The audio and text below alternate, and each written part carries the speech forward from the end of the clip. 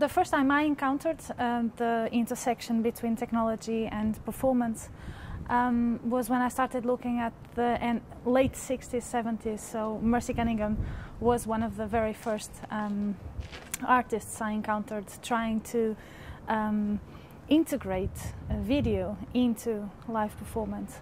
And so for me, when I talk about the interaction between technology and live performance or dance, I'm pretty much looking at the integration of video, so live moving image onto dance performance. But even when we talk about that, there are several different ways into which that can be done. So, for instance, one thing is to have a video projection as a backdrop for a dance performance. And another thing is to what we're talking about nowadays, it being interactive, or having situations where the technology is actually starting to interact with the human being as well as the human being with the technology. So those are two totally different situations.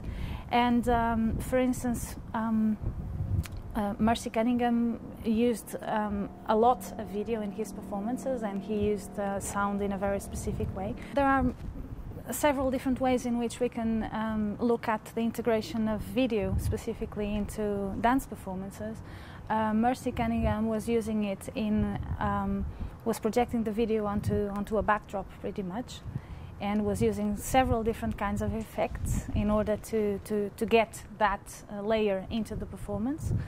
But for instance, if we talk about 15 years ago, for instance, people like DV8, which are a physical theatre dance company, the way, for instance, they're using holograms within dance performances that are being projected onto water curtains. And so you get, for instance, a three-dimensional dancer in the performance, and the dancers can actually swim through it, and so that's a totally different setting for a backdrop with a video projection.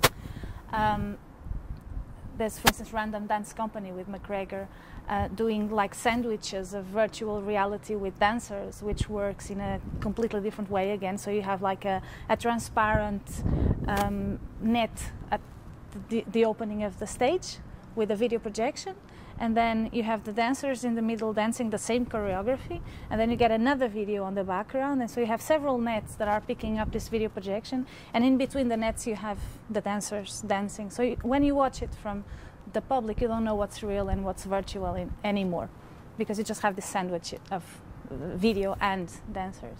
So these are just some examples of different ways of integrating. There's people also working, for instance, with television monitors on stage. I have myself done that. So that's again turning into the materiality of the object that plays the video, which we used to have huge television monitors in the past, and nowadays they're just these very thin, flimsy things. Against what a video projection is, which is just a projection of light that you can it's immaterial in that way. It just exists when it hits something. So we always need some kind of backdrop or some kind of surface where the video can actually exist, and that can also be the dancer's body. So there's also I don't know, people like Forced Entertainment who are working with that concept. It really is a never-ending story if we start looking at different ways to integrate technology. And I'm only talking about video, so I'm not even talking about sound or light or interactive media yet.